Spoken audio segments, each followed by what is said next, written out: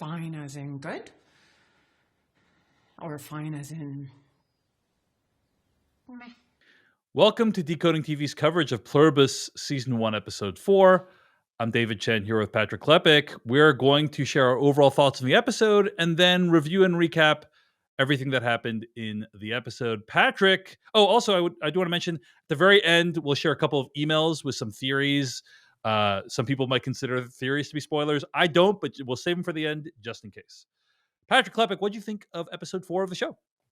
Solid. We are in the part of a television season arc in which things naturally have to slow down once all the table setting has happened, and we have to start working our way towards, well, what is the season about? And that's both exciting and also moving into a different mode. So enjoy this episode. I think especially for people who, I wonder if I could do this. I wonder if I could do that. What if we did this? There's a lot of that happening in this episode that I really enjoyed. That said, I don't necessarily agree with this perhaps criticism of the show, but I wonder where you land on it as you've watched this episode and are thinking through where we're at in the season. There are just not many characters in this show. It is one character, basically. I think we're trending towards a world where at least there are two characters. But if you can't find a way into Carol, not necessarily empathizing or enjoying her presence, I could imagine 4 episodes in, this show feeling a little grating. It is very centered around a singular character with an abrasive personality. All of that is cooking for me. I'm not saying that is my response to the show, but 4 episodes in, I have seen a little bit of that online, a little bit in chatter with friends, and I can sympathize with the argument and wonder, this episode in particular has had me thinking, where is this show going long term?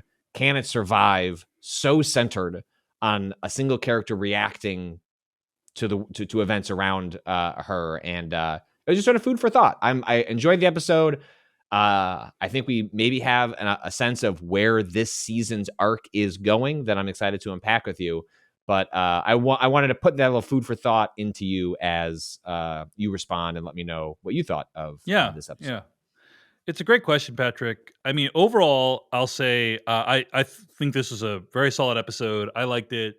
We're seeing Carol actually make decisions, have agency, do things, right? Like that, as opposed to things happening to her or her feeling like even in past episodes when she's doing things, she doesn't know that she's doing it. So it's like we finally have her being aware of what she's doing and trying to accomplish certain things, and that is great.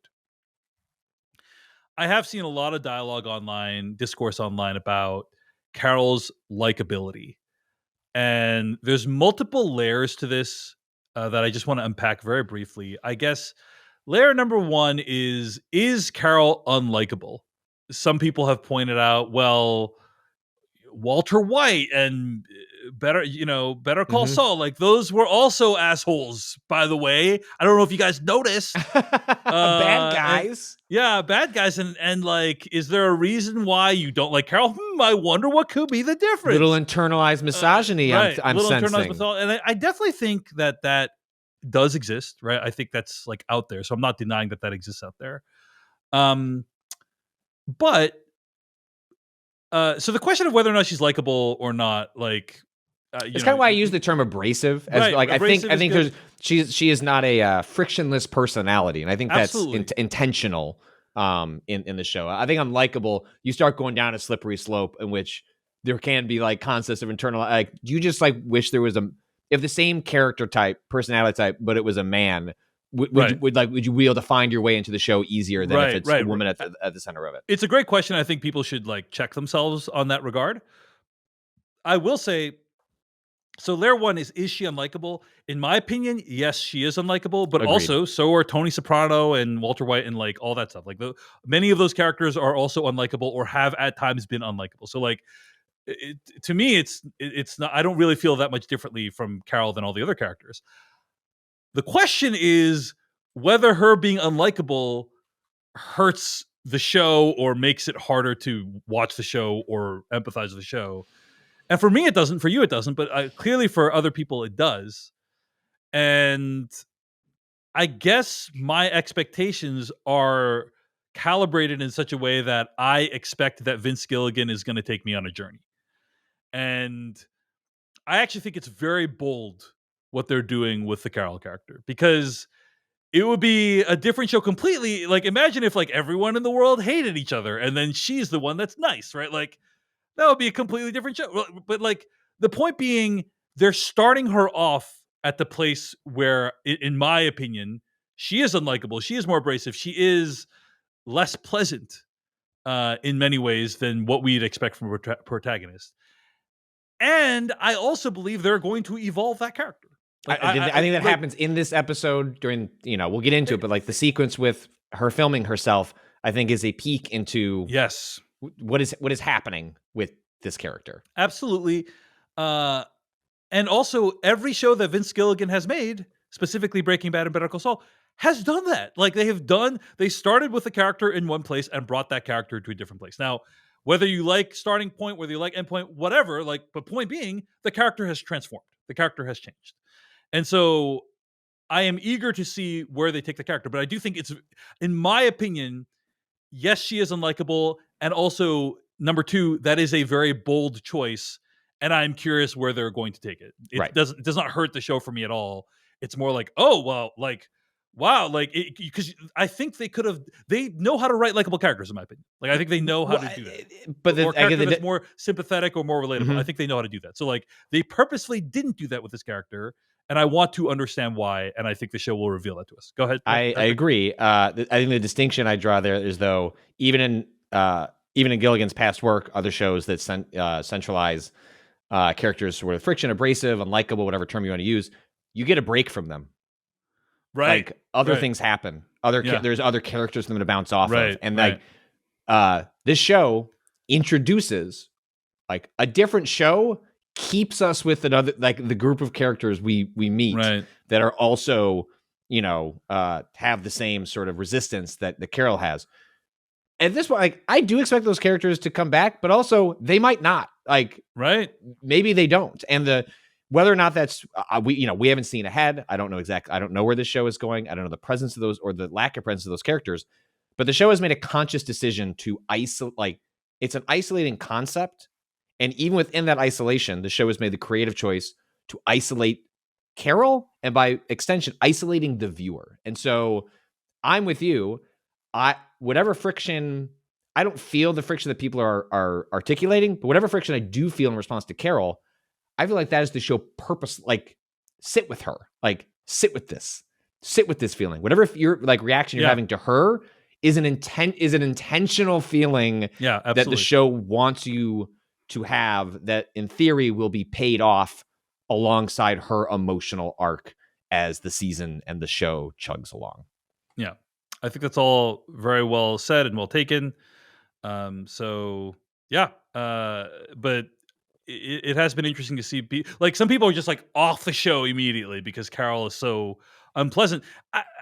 That is what the show is. Like, the show is about her being sad, and like, that's the part of the log line of the show. So, but I guess how is that going to change? Right. I don't think this is a one other thing I wanted to say is, I think the show is very clever about employing different actors to mix things up, right? Like, you see, she speaks with the hive mind in multiple different forms on any given week, and I like the show is doing that. I think to mix it up, to give us to try and variety. Give a character for her to bounce off of. Even though it's her and then the hive mind and then like some other people that aren't in the hive mind. Like, those are the only characters who there are basically total. What? How many people were not part of it? Something 11, like a dozen or right? so. Or 11 became 12, or 10 became 11. Right. So it's something like a dozen or so characters total that this world can possibly have. Right. That we know of. Any status quo changes. But I guess one last thing I'd say is, I think some of the response I've seen people have to Carol, and now for us it's 4 episodes in. For a lot of people, maybe it's just 3 episodes in. It does feel different than. Like, I don't think this is a repeat of Skyler from Breaking Bad, which we talked about, in which the way folks responded to Skyler in a more or less completely misogynistic way. Psychotically, I would argue. Yes. Psychotically, yeah. So I'm not saying that doesn't exist. I'm not saying that isn't part of it. But at least so far, when I have seen folks feel like they're bouncing off the show, it's not that I can't see, where with Skylar, I'm like, you're not like, you need to like, you're you need to like off the map. you have to have like have a conversation with yourself, like go to therapy and like go to figure therapy, out why you are this way. It is not impossible for me to imagine Right. some people going, you know what, I'm gonna wait till the season wraps up and like and then I'll sit with the show, because it's just she's a lot every week, because she that is you are right, she is a lot every week, and then it's just your mileage is going to vary on. But I think I talked to a lot of people that like, I'm enjoying the show, love the pilot, I'm going to wait till the finale airs and then just sort of run through it, which I think is, I don't think that's a wild way to approach the show. Yeah, not at all. Not at all. All right. Do want to remind folks, if you're watching this on YouTube, you can subscribe to the podcast version of Decoding TV wherever you get your podcast, and email us at decodingtv@gmail.com. We'd love to hear your reactions to our thoughts and your theories, which we will read out on the air on occasion. But let's get into what actually happened this episode. So this episode begins classic Vince Gilligan cold open, where we have no idea what the hell is happening. Where we are, who we are talking to. We later learn that we are with this guy in Paraguay, Manusos Oviedo, who was revealed to us in episode 2. He is manages a self-storage facility in Asunción, and so far he has not really communicated with the Hive or the Joined. He speaks Spanish and a bit of Guarani, and he apparently was able to stay off the grid for 33 hours, according to the Hive, which I think is really remarkable. We are introduced to this guy. We don't know what his deal is, what he's doing. It becomes clear, I think he's monitoring radio frequencies to see if there's somebody else that is like him. That is my sense of what's going on. Well, anyone that uses a radio frequency would, by definition, have to be like him. There's no reason for it's why I assume the internet's down. I assume cell communication, like they mentioned, the show is down. They can speak to each other through each other. There's just no reason for these other modes of communication to exist. So if you find someone who's like, I need to be off the grid, I'm going to communicate through radio frequencies, you would assume they are like-minded. You can see he doesn't he doesn't trust the Hive, just like Carol doesn't trust the Hive. They bring him food, he rejects it. Instead, he chooses to eat dog food. He just doesn't trust anything they're saying or doing. And then he realizes, hey, I can start opening up these storage units, just see what's inside. He finds random Reluctantly items. so. Hold on, you are selling this man short. He is pained when he has to open these things up. Writes a whole note. Mike makes a sign that's like, hey, sorry, I had to open the units up. I think it's amazing. I think it speaks to it's like the little inklings we're getting of a personality with this character. Right, like they would even write that stuff out. But also maybe that he doesn't like fully understand what has happened. So that's the other part of it, is like because of the nature in which he's responded, perhaps he does not understand that this is a humanity sort of ended a couple of days ago. Yeah. And then, of course, we get the wonderful confirmation. Oh, this is the guy that Carol was calling from the plane. She says the same things.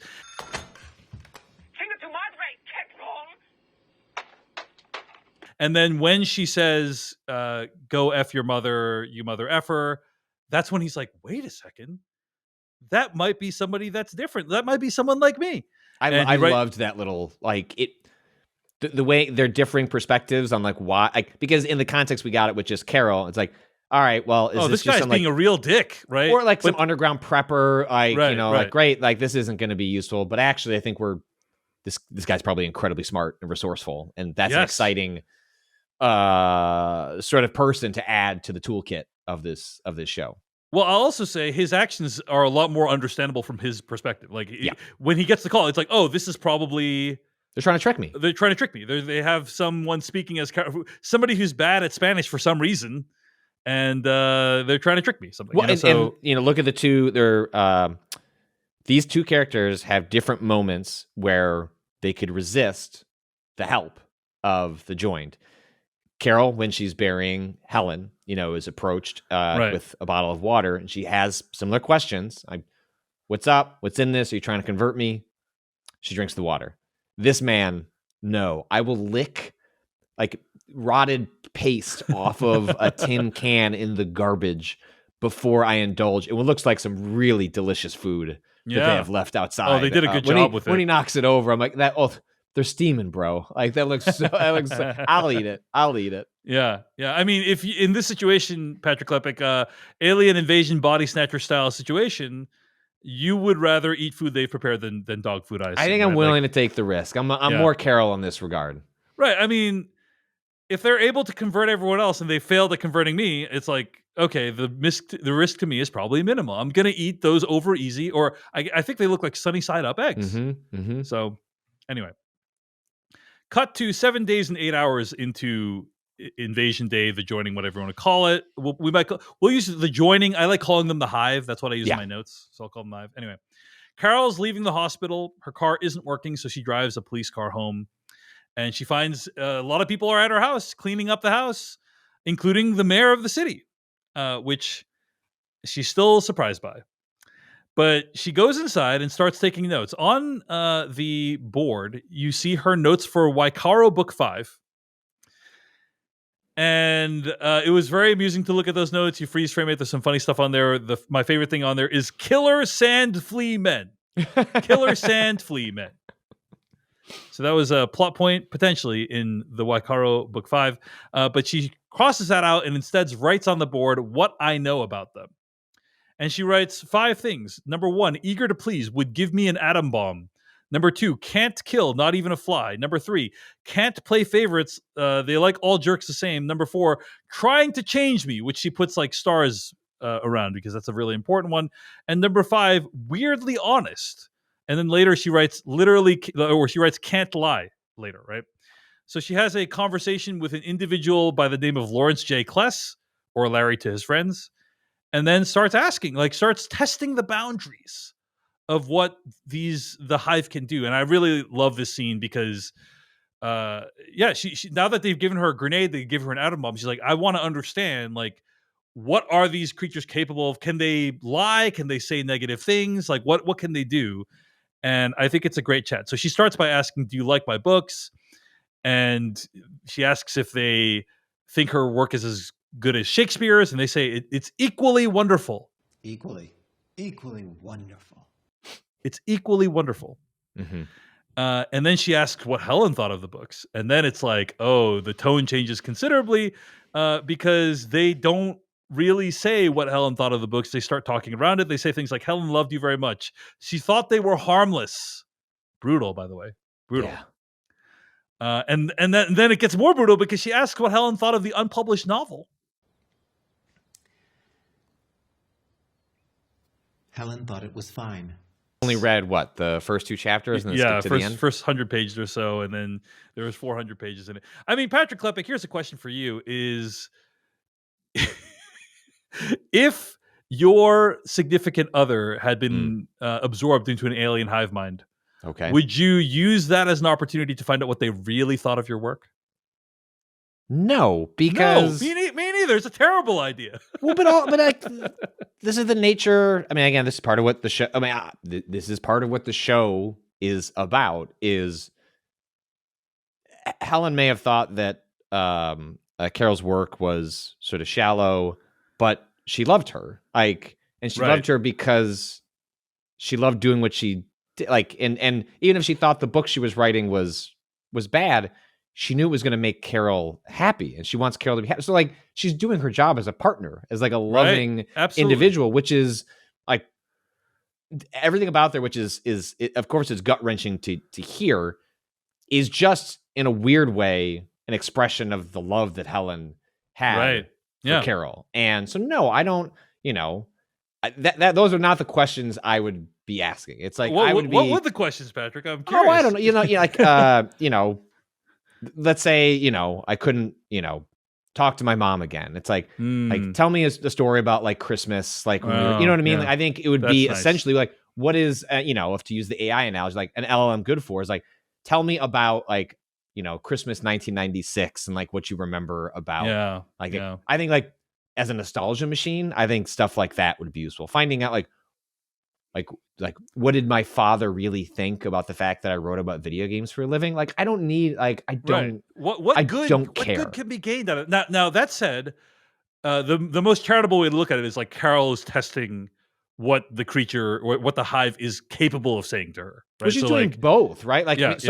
part of the reason I think this scene is Yes. is She's doing both. indicative of She's a really smart show. Yes. Is they're riding the fine line between, all right, high concept premise in which the audience is constantly going to be asking themselves, like, why didn't you do this? Why didn't you do Right. that? Right. Can you do this? Can you do that? The theory crafting is part and parcel with a high concept show. And I think high concept shows can get lost in the sauce in which they become too much of a Reddit viewer, in which like it becomes about poking holes or understanding the rules of the world. And this show in this scene humanizes understanding the rules of the game. Like having the board up is like, this is a person who is thinking just like you are. They're thinking about like what's happening to them, why it's happening, what can they do about it. And then when it comes to filling in the gaps on that, instead of like, in many ways that scene is exposition, but it's dressed up in the most like base level humanization and strong emotion. Like it's a beautiful moment for Carol that also delivers a ton of exposition and world building. Like that is a smart, that's what happens when a guy who worked on X-Files, who understands genre, is cooking in a concept like this, because in lesser hands, you're unable to walk that fine line. Or what happened, like many shows in the wake of Lost, is it's just the high concept. Like the character, like Lost, whatever you thought of the ending, worked for as long as it did because of strong characters alongside a high concept premise. And I think Pluribus is operating at a different level, but understands high concepts only last like as long as the characters that like get you through it. And I think this scene operates on just so many great levels in that respect. Right. It's defining the rules of the world and also building character at the same time. Very economical, very it's efficient. super hard, really hard. Like really, really, it's like it's one of those things that you don't realize if it's good, you don't notice. When it's bad, like think of any of the shows you watched like post Lost that were just like struggling to explain themselves and define characters. Like when it's bad, it's obvious. When it's good, you're just in a story and don't realize the mechanics at work. I mean, the very same thing happens in the next scene, right? Carol goes to visit Zosia in the hospital and apologizes to her for not understanding the true dynamic of the situation with the hand grenade, and then starts asking Zosia questions. Is there a way to reverse the joining? Is there not a way to reverse it? And Zosia has difficulty answering, and she says, we can't answer questions like that. Soon enough, you'll understand everything, and you'll feel so much better. At which point, Carol brings up the situation at Freedom Falls. We learn that Carol was 16 years old and sent to a conversion therapy camp in Covington, Tennessee. And Carol never forgave her mom for it. And then Carol explains that this experience is like that, where they are trying to convert her to something else, because Carol's a lesbian. Right? And so her mom tried to convert her into being straight. And if you look online, there's lots of material out there that explains how conversion therapy is not only scientifically flawed, but also torturous for people who undergo it. And so she compares this situation to conversion therapy, and it really illustrates like why she is so opposed to the hive, right? And I thought that was a very poignant, potent scene. So, but Zosia brings up a very important fact of the dynamic. She says, we have been you. And I think she's not saying that we've been Carol. I think she's saying like we have been a human being like Carol. We have been somebody who's alone, who's isolated. And then she says, but you've never been us, which is a true fact. It's a true fact. Anyway, Carol dives into the pharmacy at the hospital and takes some drugs and then asks for heroin and is provided the heroin. Now, one of the drugs that she takes from the hospital is something called sodium thiopental. According to Wikipedia, sodium thiopental is well known in popular culture, especially under the name sodium pentothal, as a truth serum, although its efficacy in this role is questioned. End quote. So the idea is that if you inject it into yourself or inject it into somebody, they will be forced to tell the truth. So Carol has in her mind the idea of, hey, I'm going to inject it into Zosia and force her to tell me the truth, even though the Hive doesn't want her to do so. So Carol then goes home, injects herself with the sodium thiopental, and then films herself for hours. And it's a very entertaining scene where you kind of see her wander around and start saying how she really feels about a variety of topics. And the purpose of this whole thing is to see whether it can make her tell the truth, like whether it can adequately do its job. And also, I think to get a good sense of what dose would be adequate. I originally, I don't know what you thought about this scene, Patrick, but I originally thought it was to see if the Hive would intervene in her death. Because she asked for heroin, she goes home and there's no one around, and she injects herself with something. She flushes the heroin down the toilet. She injects herself with something and then like collapses and falls asleep. And I thought she was going to see, hey, did the Hive like come in while I was sleeping and try to save me or do something? Like I thought that was what she was doing. But maybe that was still part of it because I don't really, otherwise the heroin is just like a pure head fake. But regardless, she was just testing whether it would make for proper dosage. Any thoughts on this whole sequence or anything along these lines?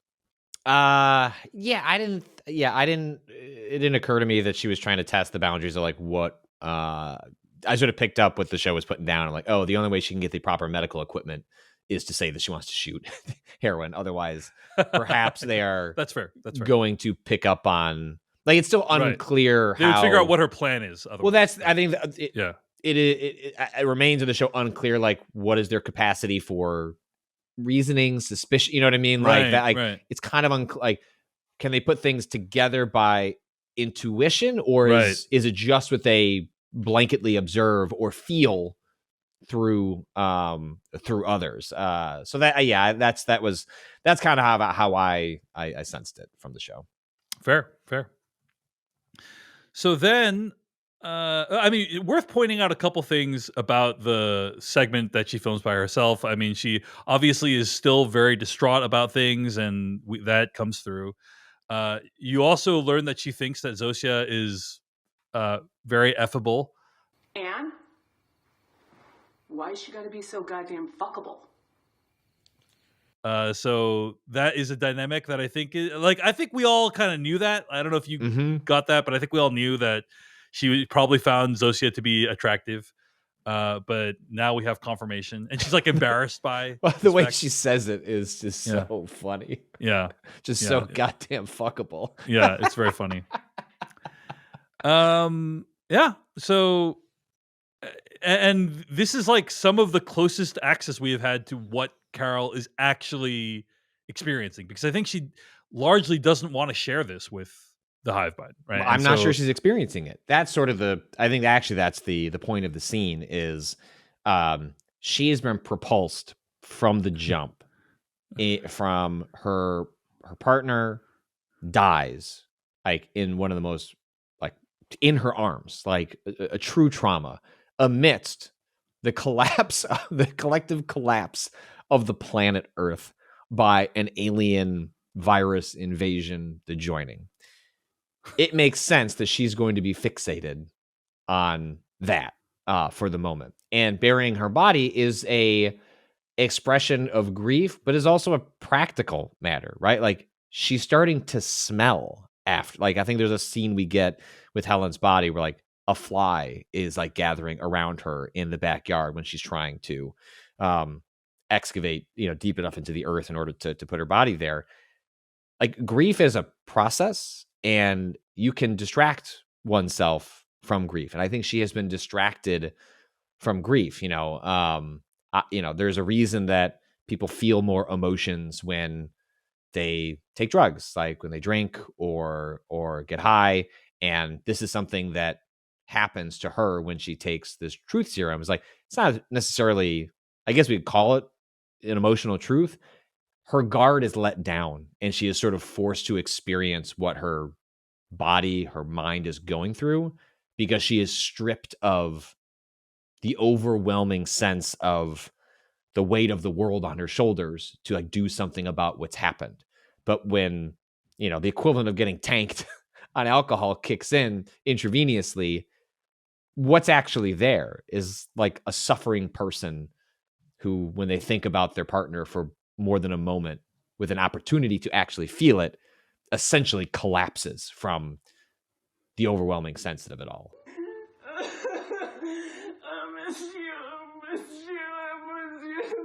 So I thought it was a beautiful moment that gives us introspection into a part of this character that she can't even give herself access to. And it only happens because of the uniqueness of this situation. I suspect getting closer to that person is going to be part of what happens over the course of this season. Beautifully said, Patrick. Yeah, I agree with all that, and revealing scene, and very well done, and kind of like, again, a setup for plot machinations, but also to learn more about character. Great writing. Okay, let's talk about what happens at the end of the episode. So Carol goes to the hospital and gives Zosia the injection, and then asks her again, how do I reverse the joining, right? What is possible?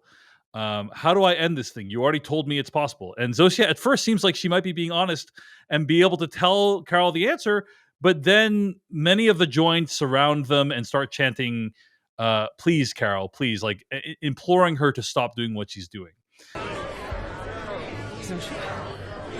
me. Zosia then goes into cardiac arrest, and it's unclear whether or not she'll make it. By the way, the title of the episode is Please, Carol, but also you can read it as Please, Carol, which is what they are trying to do. And so it's a haunting ending. I just feel very bad for Zosia at this point. I mean, the woman has had shrapnel thrown into her. She's barely able to walk. She's doing physical therapy, and now who knows? She might be dead, right? Because of Carol's actions this episode. Any thoughts on the ending of the episode? One thing that occurred to me because of the sequence and the lead up is there is a throwaway comment, I think from Zosia, maybe from somebody else, in which there is still like a recovery unit in this hospital in which folks who were, addicted to drugs are trying to come off it. And it raises really interesting questions about like the nature of the world. Like, if you yourself did not have the strength to like kick an addiction, can you do that with all of humanity like connected and rooting? You want, like, your body needs to recover, right? But psychologically, you're in a different place than you. Just interesting sort of stuff that's happening on the periphery of the show. My sense is what the show is saying is that the hive is limited by what physical capabilities these human bodies have, right? Like, so if the body is ravaged by addiction, drug addiction, like there's only so much the hive can do to try to bring that body back. But like and that's what happens to Zosia too. Like there's some limitation that the physical form has of like enacting the will of the hive. My question is, do you have a higher chance of success of kicking it because of your connection to the hive versus like, I would imagine yes. I would imagine, but it's not like a trump card that like can totally, beat it all the time, right? So that's kind of right. Well, yeah. So interesting, and yes, and this final beat with her going into cardiac arrest, I think it's horrifying to like have them. The show uses, it's one of those moments where the "Hey Carol," which is one of the common refrains of the show.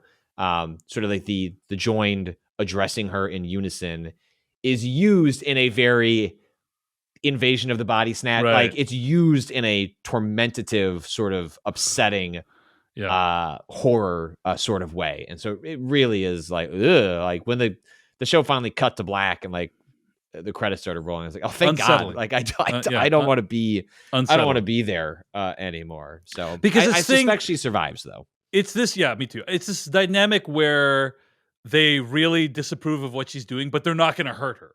So that's just a weird. They disapprove of what Carol's doing, but they're not going to like physically restrain her. So it's just like a very weird dynamic where it's like they go to trying to help, which it has this the aesthetically it sort of looks like they're going to pull her off or prevent her from doing it, but then she says, "Get back," and they get back. So they have to do what she says. They have to do I imagine that is also. Again, in a really good story moment, character moment, is also giving us information for further events. Like, how far can she push that? Like, she discovered a line with like, how do I reverse this? we're not going to talk about that, which suggests that, as she says, like, your non-answer is an answer.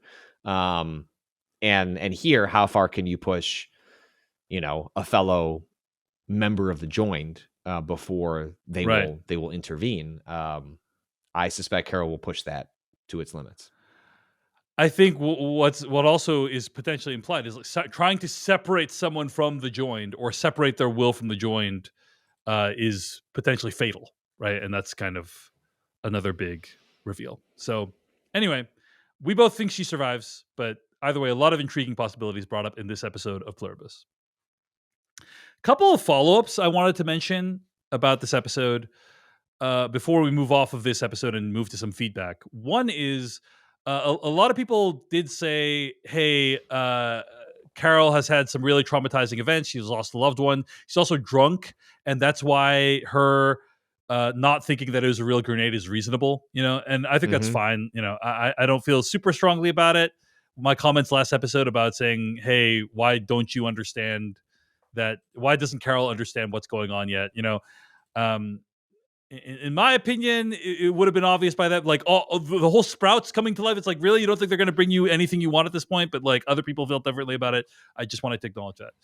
Second thing is, I really felt Patrick Klepek's comments this week about the Hive resembling an LLM or a ChatGPT, right? Where Zosia is so encouraging all the time of like, or her talking with Lawrence at the table. It's always like, no matter what dumb idea you have, your work is equally as good as Shakespeare. That is totally something ChatGPT would say.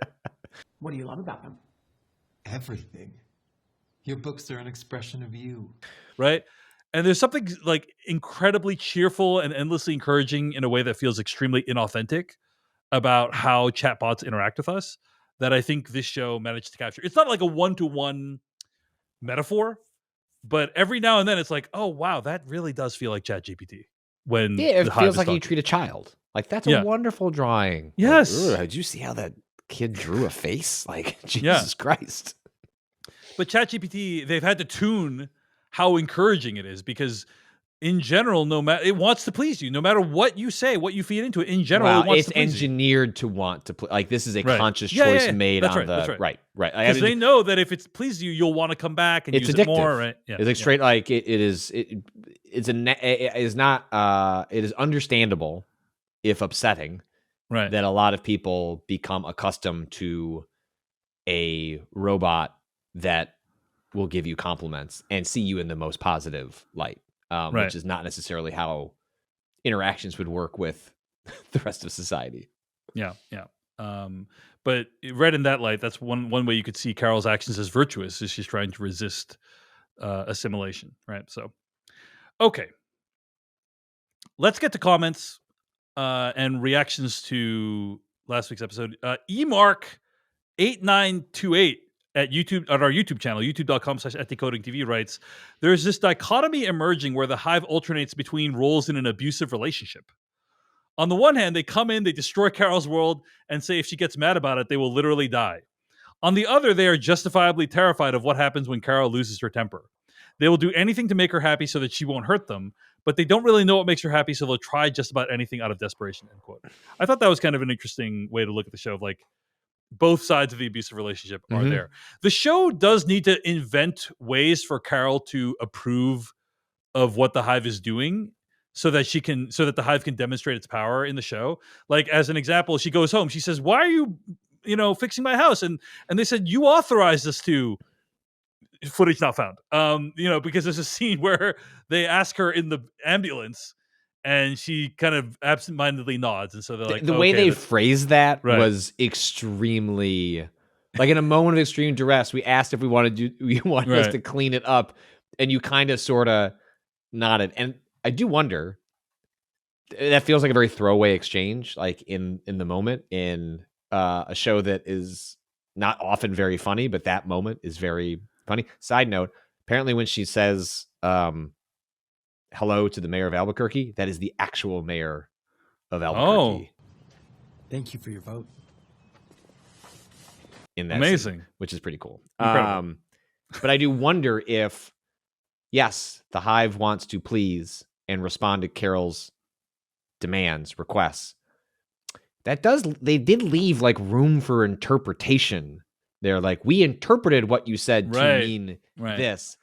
I wonder if that is something the Hive will use later to rationalize doing something that seems to go against Carol's wishes, pleasing her, making her happy because they choose to interpret, like, which is itself a form of, again, like the whole conversation about gaslighting, right? Gaslight, but also just like, what does it mean to make choices as a collective? I think is going to be interesting. Ralph Herring writes at our YouTube channel, regarding it never occurring to Carol to reach out to her family, the emphatic statement that she must have a family is not at all given. It's entirely plausible she may not have a family. There are plenty of people alive today who have had small families with only a few relatives and whose relatives are all dead. Helen, quite literally being the only person Carol was close to in the entire world, seems to me to be a likely explanation for how her death has completely unmoored her, end quote. And of course, we do find out in this episode that she probably went no contact with her mom. And who knows who else in her family has the same beliefs as her mom. So I do think we get a few more answers there in this episode. Finally, Vic D from Lake Charles, Louisiana, wrote in to us at decodingtv@gmail.com with 2 theories this week that were both very strong, one of which is much more upsetting than the other. All right. Hit me. Here's the less upsetting one. So again, this is Vic D writing into decodingtv@gmail.com. My theory of what's going on is the Hive is not an alien invasion. That's too obvious. This needs to be something more positive. Earth is being prepared to join the galactic unity or something like that. In the same way all humans on Earth are connected, Earth as a whole will be allowed to join the galactic unity in the same psychic glue way. The code was sent out. It is only available to worlds where they reach the level of technology to decode the signal and are therefore now worthy of joining the unity. Earth can't do it until they have their queens. Their queens are who allow us to finally connect, but the queens haven't joined in yet. The countdown is probably a cutoff time for how long Earth has to get it together and join in, but humanity is different than all the other alien races who've ever joined the galactic unity and has a sense of individuality that resists the unity. So by Carol winning, Earth doesn't get to join the galactic society. Delicious irony. That's my theory. There are many like it, but this one is mine, end quote. I think that's a great theory. Because the idea that it's like actually a good thing intergalactically and that Carol will stop it, I think would be the ultimate, end point for this. And seems very plausible based on everything we know. But I doubt we'll find that out for years from now, like whether or not this theory is true, but it seems plausible to me. Patrick, you didn't like it. You didn't like it. Not that I don't like it, I just don't think that's what this show is about. I think it is entirely plausible, and I put money on we learn very little more about the nature of the problem. The problem is the problem. The thing happened. I don't think ships are showing up. I don't think other aliens are showing up. I think this is going to be a story about a thing that happened to planet Earth and what happens in the wake of that. So perhaps I'm wrong, and I'm always rooting for aliens to show up, both here in real life and in my television shows. But this feels very much a leftover situation in which the high concept thing happens, and the show is about the consequences, and whatever there is that is beyond that is broadly left to interpretation, which is kind of how I like my high concept shows. Because I gotta be honest, the answers are rarely as satisfying as the setup. And right. I think a show that can find satisfaction in the consequences of the setup rather than, a resolution like that. Again, we'll see. It just doesn't strike me as that kind of show. Putting aside how Leftovers ended, we can say without spoiling anything, I think that it was like The Leftovers is about a rapture-like event that vanishes a significant percentage of Earth's population. And I think we can say without spoiling anything that the show in general was fairly unconcerned with why that happened. Right? Yes, it allows you to leave the show feeling a way, but not necessarily knowing a way. Sure. And I suspect this show is operating similarly. Yeah. Vic also writes this extremely fucked up email. Welcome to Fucked Up Corner. I see online theories that Carol's eggs, which she described as this one. Oh, yeah, he forwarded me this email. Are the key to figuring out Carol's DNA. but I think it's far more interesting than that. In a typical egg freezing session, 20 to 40 eggs are collected. What I predict is going to happen, or has already happened, is that the hive will know from Helen's memories all about this, and will think that to make Carol happy, they will give her children. I see them implanting all the eggs into various women, and on day 280 or so, we'll start seeing these babies being born and presented to Carol for her approval. But it will actually be to her great horror. That is assuming whatever process they're using to integrate her hasn't already passed. End quote.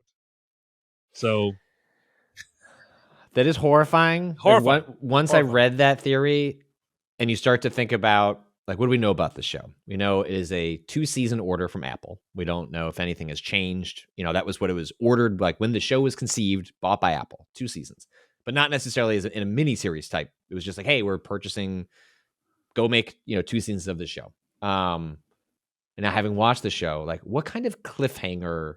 What is this show? Like, what is the kind of thing that you could leave people on? And it's very easy for me. Like, once I read this, like, oh shit. What? And especially after Carol has now said, like, Zosha, very fuckable. Very easy for a closing shot of the first season to be, let's say she discovers with this guy, like, some way that we can undo this. But she's now fallen for Zosha. Like, kind of like, even in the context of the joining. And Zosha approaches her as she's just thought, like, we have a way out. We can end this. And then Zosha shows that she has peed on a stick, and it shows that she's pregnant. Cut to black. See you in 2.5 years for season 2 of Pluribus. That is a separate thing. So, like, Breaking Bad was a show that came out, right? Season. Yeah. Better Call Saul drifted a little bit away from that. Yeah. It was still, like, pretty quick.